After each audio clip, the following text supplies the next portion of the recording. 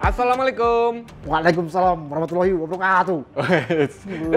Gini banget, Bang. Abri, anggota BRI. Aduh. Wah, buka kartu banget, Bang, anggota BRI. Aduh. Ya kali aja di endorse. Iya. Lumayan kan? Aduh, Bang, lanjut lagi, Bang. Oke. Guys, lanjut lagi, guys. Bersama saya, Eka Budiansyah dan juga Joni Lono Mulia. kali ini kita ngebahas preview MotoGP Prancis 2022. 2022. Tapi sebelum itu kita minum dulu, Bang. Haus juga, Bang. Iya nih. Tadi habis ngomongin Suzuki. Suzuki. Isu panas, jadi kita juga ikutan kepanasan. Kita masih di kawan sekopi dengan rekomendasinya Kopi susu gula aren. Kopi gula aren. Ini Kalau dia. bahasa Indonesianya brown sugar, berarti gula coklat dong. Brown sugar kan gula merah, Bang. Oh iya. Bukan gula aren. Oh bukan ya. Alhamdulillah, amin. Juara. Mantap. Bang. Sekarang kita lanjut ya, Bang. Mana lanjut kemana kita? Oh lanjut ini MotoGP preview MotoGP Prancis 2022. Kira lanjut kemana? Itu dia. Ya, boleh sih lanjut liburan lagi. Oke. Gua kemarin liburan ke camping camper Camping van di Pinus Eco Park di Puncak, Bang. Oh, bukannya puncak kemarin heboh-hebohnya macet sampai. Alhamdulillah. Oh, dapat yang bawa anak soleh gua. Amin, ya rabbal alamin. Jadi pulang begitu nggak ketemu Lancar. macet, iya. Oke. Lancar, cuma pas pergi emang sistem one way kan. Ya. Gue nunggu sebentar sambil makan nih di Sate Haji Kadir. Heeh. Makan sejam, udah langsung dibuka jam 10 malam. Hadir kan yang punya tim balap. Balap. Kan? Iya. Nah, terus pas pulangnya juga begitu. Oh. Udah sistem one way baru gue pulang. Pulang. Gitu. Jadi nggak ketemu macet. Mantap. Gitu. Nah, Bang, Ya, ini Prancis. Vive la France. Bahasa Bang Joni itu, Iya. Prancis. Ini pasti banyak kejutan lagi nih. Pastinya. Seperti tahun lalu. Betul. Ya, kalau Marc Marquez bilang MotoGP Prancis itu tergantung dari cuaca sih. Iya. Meskipun dia sempat kemarin di preview yang dirilis oleh HRC, dia optimis karena Ya. kondisi cuacanya akan lebih bersahabat. Nah, prediksi kemarin 3 hari itu Jumat, Sabtu, Minggu ya cerah. Cerah. Cuman kemarin lagi faktanya ada update terbaru. Waduh. Di hari balapnya tepat di jam 12, 13, 14 itu akan turun hujan. Nah, Jadi ini benar-benar akan bikin pembalap bingung. karena bisa ada kemungkinan back to back lagi nih. Betul. Itu. Tapi emang kalau bicara cuaca sekarang sih agak-agak apa Iya ya? nih, emang Nih. karena pemanasan global kali Nah, ya. pemanasan global, terus udah gitu dalam beberapa hari ini Indonesia ya Iya lagi kena gelombang panas. heat wave. Heat wave. Buset, hati-hati nih buat teman-teman juga jaga kondisi. Itu dia, terutama untuk yang ya teman-teman yang riding, Iya, usahakan riding. pakai aparelnya Betul. disesuaikan dengan kondisi panas nih. Terus jaga terus minum lah buat tetap rehidrasi. Gitu. Oke, menurut Bang Joni, Prancis. MotoGP Prancis ya dengan yang tadi Bang Joni bilang, cuaca Jumat, Sabtu, Minggu cerah, tapi ada kemungkinan Hujan di balapan. Ini gimana nih Bang Joni? Jadi memang kalau kita melihat faktanya bahwa MotoGP Prancis sejak era MotoGP 4 tak ini 2002 lalu sampai 2021 kemarin ini ada keunikan bahwa secara umum nih dari rekor-rekor yang dicetak di sirkuit Lembang ini nih milik Yamaha. Oh, Tapi 2 musim belakangan pemenangnya Ducati. Oke. Dan yang ketiga adalah sejak 2022 sampai 2021 belum ada pembalap Prancis yang berhasil menang di kampungnya sendiri. Itu dia. Kemarin Iya. sih tahun lalu nyaris ya. Nyaris podium Quartararo sama Johan Zarco. Dan yang uniknya adalah menunggu kebangkitan seorang Francesco Bagnaia. Wah, bukan udah bangkit, kemarin udah bangkit di Jerez. Iya, tapi jangan salah, kan lagi rame. Oh, iya. Ada yang bocorin Itu tuh, data ban ya. tekanan ban. Tekanan ban. Meskipun dia jujur, lagi-lagi ini kan di WA Group. Jadi ada yang menyampaikan, ini ya karena di digital, jadi lahan yang resmi. Itu dia. Nah, dari yang ngebahas sih emang seorang jurnalis senior dan penulis bukunya Valentino Rossi. Matt Oxley. Di situ dinyatakan emang jelas bahwa sebenarnya ada 3 pembalap, Ya. tapi yang 2 pembalap yang paling kentara adalah Francisco Bagnaia. Karena dia menang kan, Bang. Karena menang, dan juga Alex Rins nggak berhasil finish, Jorge Martin juga nggak berhasil finish. Nah, problemnya adalah ya kalau mungkin paruh setengah lap itu baru turun tekanannya, itu mungkin tidak jadi persoalan. Dan ini karena semua ini muncul karena memang semua ban MotoGP atau pelek yang dalamnya itu dilengkapi oleh sensor namanya TAPS. Jadi tire air pressure sensor. Nah, cuman ini kan yang menjadi problem adalah kenapa dilakukan TAPS ini ada aturan bahwa untuk tekanan ban depan itu harus 2,76 PSI, sementara belakang itu 2,67 PSI.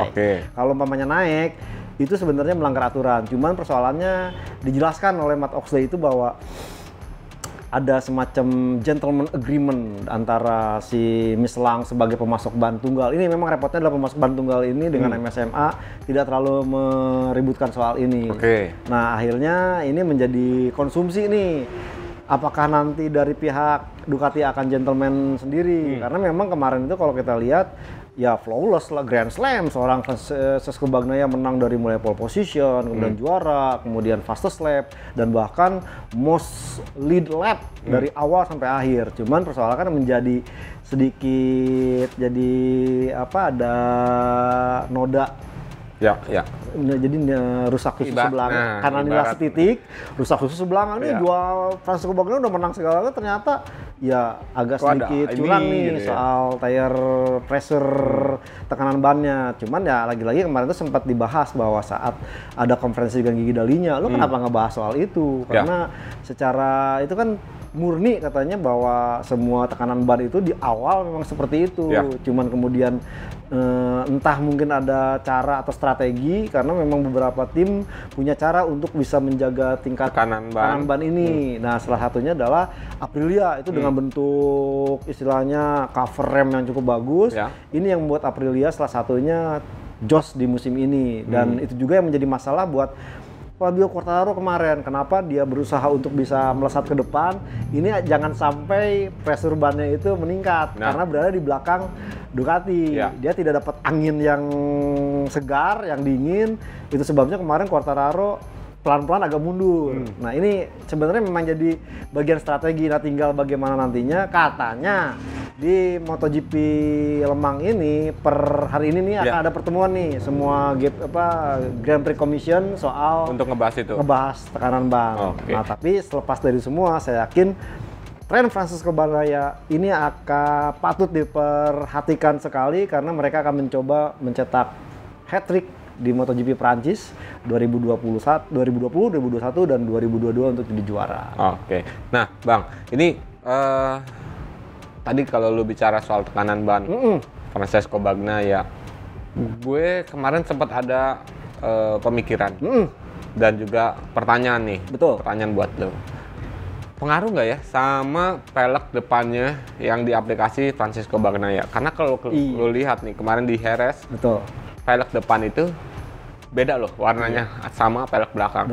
Pelek depan tuh agak sedikit bisa dibilang silver atau chrome lah gitu ya. Nah, ini pengaruh nggak ya? Jadi kalau kita melihat bahwa tekanan ban ini kan cukup krusial. Ini sebenarnya udah kejadian di Fabio Quartararo di Yamaha di saat Mandalika dan kemarin di Argentina. Di mana peleknya, benar kata tadi bahwa warnanya yang isinya catnya nggak menggunakan warna hitam. Nah, Yamaha udah duluan mengaplikasi menggunakan warna chrome. Karena apa? Karena dia mencoba untuk jangan sampai tekanan bannya meningkat. Kenapa pakai chrome? Chrome ini dasarnya untuk pada menolak panas ya? Betul. Bukannya kayak hitam kan nyerap panas kan? Nah, itu konsepnya. Nah, ini yang sepertinya diaplikasikan oleh Ducati. Nah, cuman persoalannya kalau Ducati ini bener-bener apa ya istilahnya ya? Kontras gitu bahwa aplikasi warna yang berbeda ini menimbulkan pengaruh yang sangat signifikan. Nah, ini kebaca oleh si sensor tekanan angin ban. Diasumsikan bahwa ya Francesco Bagnaia curang, entah itu mungkin dikurangin bannya saat di grid atau apa, padahal pure pada saat masuk ke grid itu semua tekanan ban sama sesuai regulasi. Nah, ditunggu sejalan beberapa lap. Nah, mungkin kemarin itu kebaca Francesco Bagnaia cukup mencolok sejak lap pertama selesai ya menurun sekitar 1 PSI dan ini ya maklum dengan tekanan ban yang katakanlah lebih sedikitnya istilahnya ban depan soft kemudian tekanan bannya lebih kecil ini daya cengkramnya jauh lebih berasa dan ini terbukti seorang Francesco Bagnaia tidak melakukan kesalahan sedikit pun dan tidak pernah istilahnya kehilangan front end ya grip depan tuh nggak pernah dibuktikan dengan dari lap awal sampai akhir di Jerez jadi juara. Justru Pecco tuh ngakunya bahwa dia kesulitan dengan ban belakang ya. Iya. Udah jelang-jelang apalagi udah dikejar-kejar sama Quartararo. Ya udah banyak slide. Betul karena pakai warna hitam. Ini itu. Makanya kalau gue ngelihat bahwa Gigi Dall'Igna dia mengklarifikasi soal tekanan ban itu, Bang. Betul. Bahwa setiap pabrikan itu punya sensor yang berbeda nih. Antar misalnya Suzuki, Honda, terus ya ini lagi misalnya Ducati. Nah, dengan perbedaan sensor ini, tingkat kalibrasinya juga ya berbeda nih. Bahwa apa yang dilakukan oleh Ducati, mereka udah sesuai dengan regulasi yang disesuaikan oleh Dorna dan Michelin. Jangan salah nih, jangankan soal sensor tekanan angin ban. Ini si sensor yang namanya TAPS ini bukan hanya mengukur berapa besar tekanan angin tinggi atau rendah, tapi juga mereka akan bisa menjelaskan ban yang dipakai. Misalkan kemarin Francesco Bagnaia pakai soft dan medium.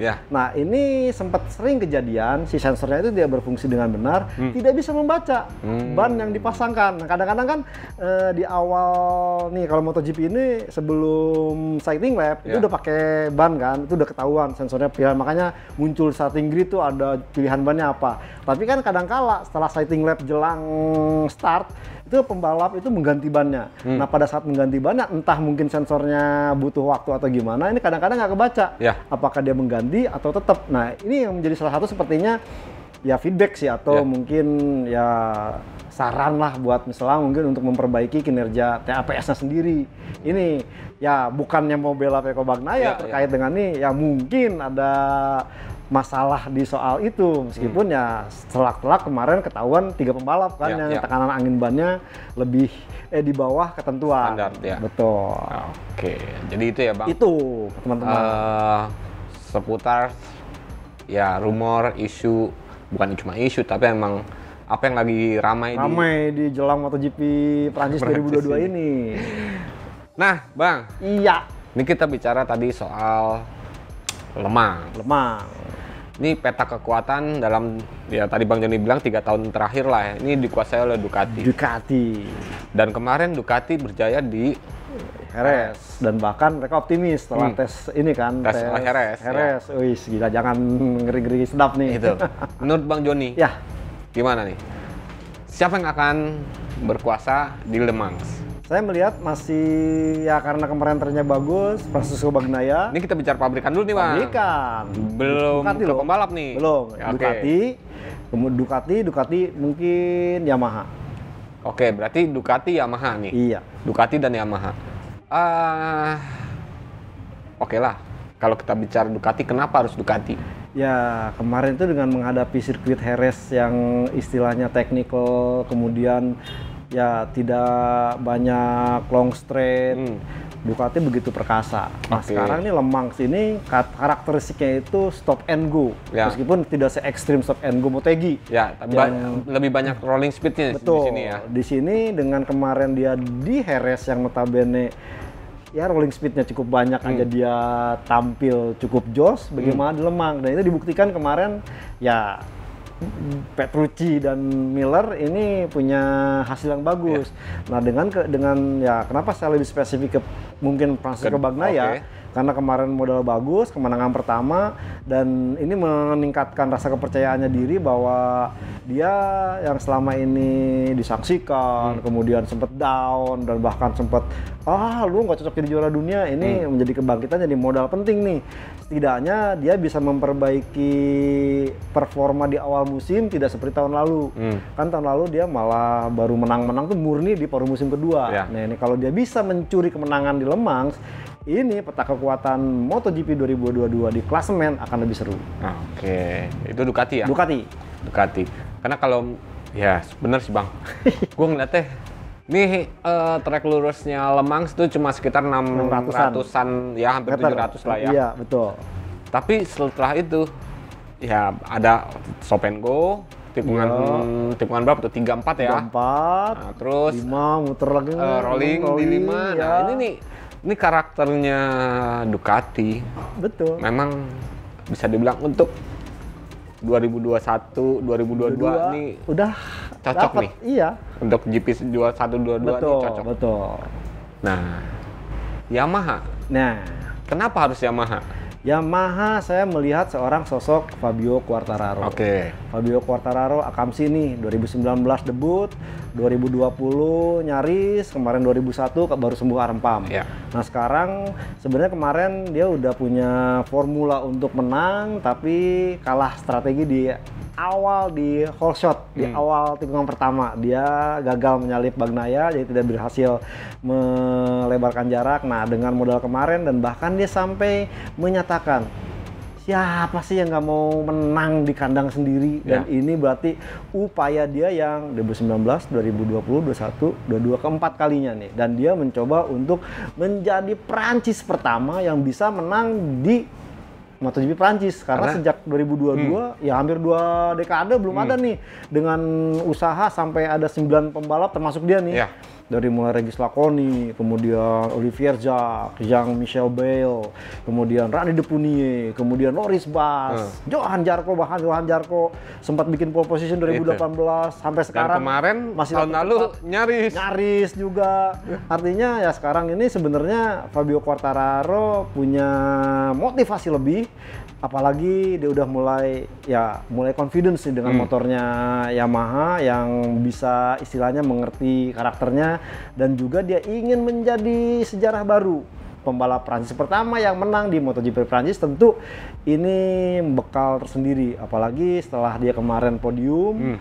Ya dia coba untuk bisa mencetak kemenangan lagi lah dengan hasil yang lebih baik di MotoGP Prancis ini. Tapi kalau bagi gue nih Bang, ya kita tahu sendiri. Ini ya tadi dari awal yang kita sebutkan bahwa cuaca mempengaruhi nih. Betul. 2021 ya? Iya. Ya kalau kita lihat Quartararo memble ketika weather ya. Betul. Ataupun ya sirkuit basah gitu kan. Mandalika podium. Nah, itu tuh yang menjadi apa ya pertanyaan buat gue. Ini apakah Quartararo-nya udah ya saya menguasai balapan basah? Bukan. Atau faktor kebetulan gitu loh. Guys, dia bilang bahwa aneh nih pakai ban basah biasa-biasa jelek kok gue nge-grip nih itu. Itu di Mandalika kan? Ya karena memang kemarin sempat diulas bahwa kemarin itu yang benar-benar bikin epic MotoGP 2022 ini adalah bagaimana masalah ban di Mandalika, kemudian masalah logistik di Argentina, dan kemudian cuaca yang tidak tertebak di Portugal. Ini sepertinya menjadi pembelajaran buat banyak pembalap, dan sepertinya ya saya yakin Quartararo pun tidak ingin cuman disebut jago di kering. Dan dia coba untuk melanjutkan tren baik saat Mandalika nih di Le Mans, apalagi ya mau nggak mau nih Le Mans is home Grand Prix buat seorang Fabio Quartararo. Mau nggak mau, pokoknya ya nggak enak mau nggak enak, gas, full gaspol, keluar Morbidelli. Nah Bang, itu tadi kita bicara tentang kekuatan pabrikan ya. Betul. Kalau kita bicara prediksi pembalap yang akan berada di podium, ini siapa nih? Francesco Bagnaia, Bagnaya di pertama. pertama. Kemudian sebenarnya sih sama Fabio Quartararo, nah tinggalnya duelnya seperti apa nih. Oke. Mungkin kalau mamanya Francesco Bagnaya menang, Fabio Quartararo kedua deh. Oke. Nah di ketiganya nih saya masih ada beberapa pembalap antara Johan Zarco dan kemudian juga Alex Rins. Oke. Karena ya mau tidak mau nih. Sempat tampil ciamik ya. Betul. Waktu di 2020 ya. Betul. Gradnya jatuh. Iya. Jadi waktu 2020 itu memang ya belum sematang sekarang. Masih ya sering kali tampil bagus, paksain akhirnya kelontang. Nah mungkin nih Alex Rins sadar bahwa ya mau nggak mau nih dengan rumor santernya Suzuki mundur, lagi-lagi dikaitkan ke itu, dia coba untuk istilahnya memperbaiki nilai raportnya lah. Ya. Mumpung ntar pertengahan paruh musim ini dibuka nih istilahnya. Bisa transfer, dia akan coba memperbaiki hasilnya, siapa tahu. Ya katanya ya si tim Razlan yang mau bergabung dengan Aprilia mau merekrutnya, ataupun yang mau pabrikan entah nanti dengan tim satelit siapa, kalau Razlan Razali Racing ini hengkang mencoba dengan jasa Alex Rins, karena terbukti kan Alex Rins ini no wonder gitu, nggak salah kalau disebut namanya The Bakery, karena dia sejak 2019 itu menunjukkan bahwa kontribusi kemudian pengembangan riset ini cukup baik di motor inline. Suzuki terbukti merasakan jasa dari Alex Rins hingga sampai akhirnya kan Joan Mir bisa juara dunia. Oke. Nah, itu dua. Yang ketiga, podium ketiga nih. Atau dari 4 yang pembalap yang gue sebut tadi tuh. Berarti Bagnaya, Quartararo, Alex Rins, dan Johan Zarco. Nah, ini 4 ini memperebutkan posisi podium. Podium pokoknya itu. Oke. Yang menjadi pertanyaan buat gue adalah Marc Marquez mau ditaruh di mana ini? Ya. Apakah kuda hitamnya ini Marc Marquez? Kuda hitam. Ataupun Jack Miller? Karena gini, kalau gue ngeliat Jack Miller di sesi kemarin MotoGP Spanyol di Jerez, cukup bagus. Ini juga cukup bagus. Betul. Terus Aprilia, ini lagi wah ini Alex Espargaro ini memang lagi top-topnya lah. Ditambah lagi rekan setimnya Maverick Vinales ini merupakan apa ya? Untuk di Le Mans ini punya rekor cukup bagus juga. 2017 yang bagus dan bahkan best lap-nya ini masih dipegang sama Maverick Vinales, tapi ke Yamaha. Betul. Nah, 3 ini nih. 4 loh berarti. Jack Miller, Marc Marquez, Alex Espargaro dan Maverick Vinales ini mau dikemanain? Ya kalau kondisi cuacanya benar-benar drastis perubahan, ini justru nama-nama yang mungkin bisa maju ke tampil nih. Oke. Bagaimana seorang Jack Miller punya kemampuan wet race oke. Dry race kemarin. Flag juga bagus. Nah, Marc Marquez juga demikian. Mungkin nih Marc Marquez harus dilihat dulu sesi hari pertama, 1 dan 2. Seandainya dia bisa bagus, ini mungkin dia punya confidence lebih karena Marc Marquez tetap selalu bilang bahwa saya sebenarnya ngincer banget nih karena memang dari 6 putaran ini dia belum pernah bisa tembus podium loh. 2 absen, artinya memang masih ada kekalutan atau istilahnya pergulatan dengan rasa percaya dirinya, di mana saat kemarin cukup apik, ternyata di balapnya nggak dapat settingannya. Nah ini harapannya sih Marc Marquez itu membutuhkan konsistensi istilahnya kondisi balapan sendiri atau aspal, cuaca ini yang lebih konsisten. Meskipun kemarin dia sempat bilang, ya mudah-mudahan dengan dia sempat melihat Walter Verkas juga, sama bahwa kondisi nanti itu akan kering terus. Dia mungkin belum lihat detailnya yang hari Minggu. Nah harapannya sih dengan modal ini Marc Marquez bisa makin jaya. Nah soal Alex Espargaro ini kita akan lihat lagi karena mungkin beberapa kali kejadian yang membuat Alex Marquez ini menjadi solo fighter sampai akhirnya Aprilia resmi hilang non konsesinya musim depan. Ini kita akan lihat di saat saya sih melihatnya kalau dia bisa start minimal di 2 baris depan, ini lain cerita. Bisa kayak kemarin? Bisa kayak kemarin, tapi kalau seandainya Alex Marquez di luar... Alex Marquez? Alex Espargaro? Ini ada 3 orang Alex sih, Alex Espargaro, Alex Marquez, Alex Rins. Bedanya cuma yang satu tambahan I. Iya, jadi belibet. Nih Alex Espargaro ini, kalau di luar 2 baris depan, agak kesulitan. Seperti yang diungkapkan oleh Maverick Vinales sendiri, bahwa dia sebenarnya race pace selama ini bersama Aprilia cukup bagus. Cuman dia belum bisa dapat untuk mendapatkan start yang posisi terbaik. Ya setidaknya sih harapan dia bisa di 2 baris depan. Iya. Itu. Jadi itu ya Bang? Iya. Oke, nah kalau menurut teman-teman itu gimana nih? Kira-kira siapa nih gitu kan? Jangan cuma dengerin doang, tulis di kolom komentar. Karena gini Bang, ini ya Prancis tahu sendiri kan. Lagi-lagi banyak ambisi lah. Betul. Yang akan mencuat di tracknya Le Mans. Betul. Marc Marquez tadi yang Abang sebutin. Ini momen ya kalau kita bicara kemarin sirkuit Jerez, kalau gue ngeliatnya Marquez di Jerez masih belum bisa melupakan trauma. Walaupun kemarin sempat melakukan duel terus sama sesi penyelamatan kan. Nah ini seolah-olah Marquez is back.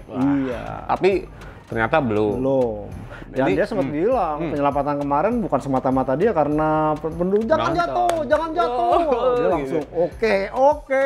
Jadi ada semangat ke-13 kalau main bola itu kan ada elbownya langsung deng. Langsung kakinya langsung naik dan berhasil. Nah, ini Marc Marquez. Terus yang tadi Fabio Quartararo. Ini utang nih. Betul. Udah 4 tahun gue balapan di rumah sendiri tapi gue nggak pernah menang gitu kan. Cuma nyicipin podium, manisnya podium gitu kan. Dan gue jangan sampai kalah sama Johann Zarco.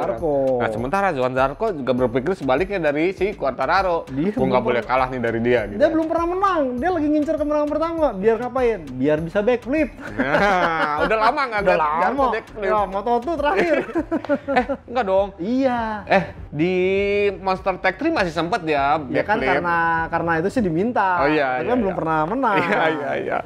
Nah, itu. Terus ya ini Bagnaia lagi-lagi. Ya mulai bangkit. Ini pembuktian bahwa terlepas dari ya isu soal pengurangan tekanan ban, dia harus bisa membuktikan bahwa ya gue bisa menang tanpa apapun lah itu. Ini istilahnya kena mental lagi. Udah kemarin dia dibilang wah nggak jago lu, masa di kontrak 2004 masih kalah sama pembalap 2024 sampai 2024 kalah sama pembalap satelit. Terus sempat juga sempat kepasan ngomong kan, wah saya pengennya motor 2021 dimarahin sama ini. Enggak, itu motor 2022 hibrid. Sampai kemudian dicemooh oleh press Italia sampai di akhirnya musuhan. Dan sempat membuktikan bisa bangkit. Nah ini ada lagi nih mental lagi yang saya rasa ini benar-benar ujian buat seorang Pecco Bagnaia. Kalau sampai dia berhasil, saya yakin dia benar-benar seorang juara dunia sejati kalau sampai bisa mengatasi semua tekanan yang ada.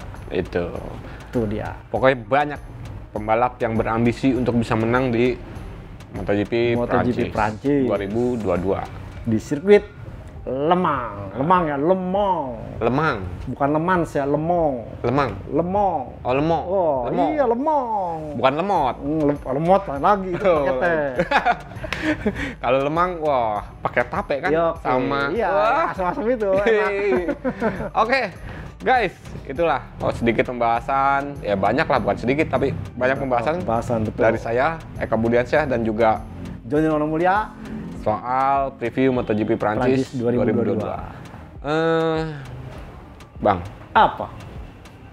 Habis Prancis langsung back to back ke Mugello. Home groundnya Pecco Bagnaia, dan home groundnya Ducati. Itu kita kasih kejutan lah buat teman-teman ntar ya. Boleh. Kejutan apa lagi nih? Kasih teman-teman apresiasi dong habis lebaran nih. Iya, THR telat dong. Jangan THR. Apa? Itu giveaway. Giveaway now. Nanti kita sediain. Kita pikirin dulu apa giveaway yang mau kita kasih ke teman-teman ya. Iya. Itu dia. Penasaran kan? Oke, saya Eka Budiansyah dari Motorist ID dan juga gridauto.com. Mohon pamit guys. Saya Jonny Mulya dari motorplusonline.com. Ikut pamit.